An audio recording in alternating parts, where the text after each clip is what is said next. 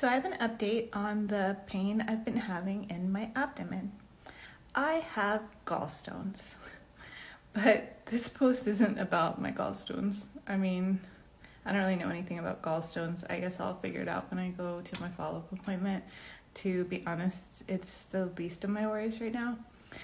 What it did remind me of, though, is trauma. How much trauma I have surrounding the entire healthcare system now. So I had gotten a CT of my abdomen done about a week ago, and the results came up on my patient portal Sunday night.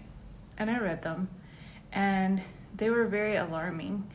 It said I had gallstones, but it also said I could have a lesion on my liver, and that I should probably get like an ultrasound and maybe an MRI to, to check on that. And so all of Sunday night, I was just like going over and over in my head, worrying about this possible lesion on my liver. And it brought up all those feelings again that I had when I got diagnosed with Parkinson's. That just like overwhelming sense of like, are you kidding me, universe?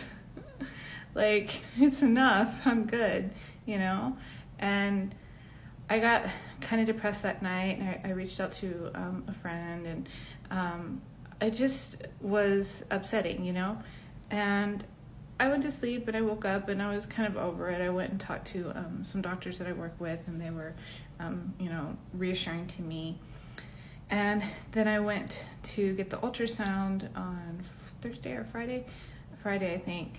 And I got those results back really quick, like the same day, and it said there's like your liver's fine, like that was nothing to be concerned about. And then it did go ahead and confirm the gallstones. But it made me think again of like a couple things, which is, first of all, the patient portal is like somehow the greatest and worst thing in healthcare for me as a patient. And I say that because I've mentioned I'm a healthcare administrator.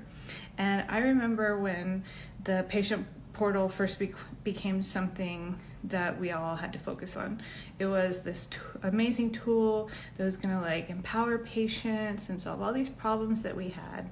And the government mandated it. They did that in a way that they do a lot of things in healthcare, which is they either say they're going to take money away from us, or they say they're going to give us more money.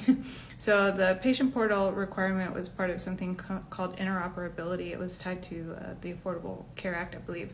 And so when we got those mandates, we were all scrambling to find different ways to do that, because they basically made the requirement that number of people that logged into it. I mean, the first piece of it was like how that you got it. Like, they didn't care what it was, but that we had to get it. So everybody was scrambling to get it.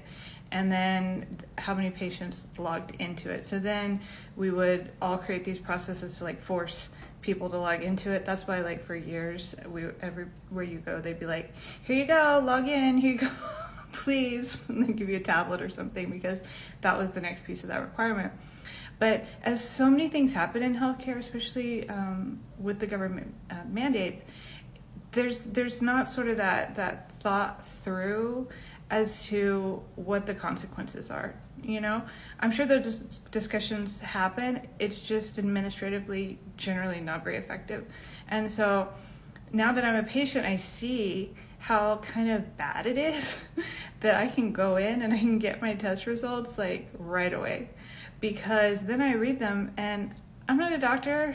I mean, I can read the impressions, but I didn't go to medical school. Like, I draw my own conclusions, and I think that's not a good thing, I love the transparency of it, but I mean, for like 5 days, I was just worried about something that, I didn't need to be worried about.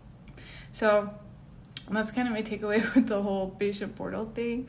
Like, I'm curious as to what other people's experiences are from it. I know at least one person has told me they actually, got their DAT scan results through the patient portal, and I can't imagine how traumatic that would be. I mean, I can 100% imagine that.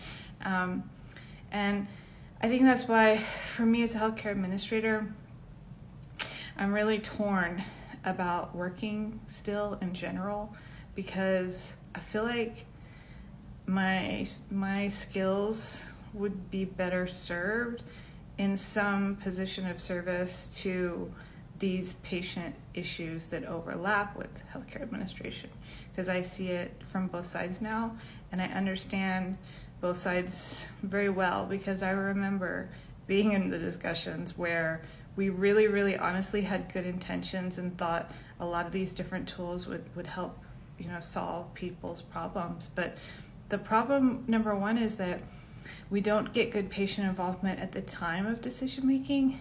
Patient advisory committees and things like that just have never really fully formed and been really effective. And then again, we're not that great on sort of the results of the implementation, like the things that have to happen after that, the unintended consequences, the things that we didn't see, like pivoting to correct them. We just kind of chug along, even though the wheels are falling off, until it just gets so bad that we have to do something about it. So anyway, if you have any experience with patient portals, drop it in the comments or Stitch, because this can't just be a me thing. Hope this helps.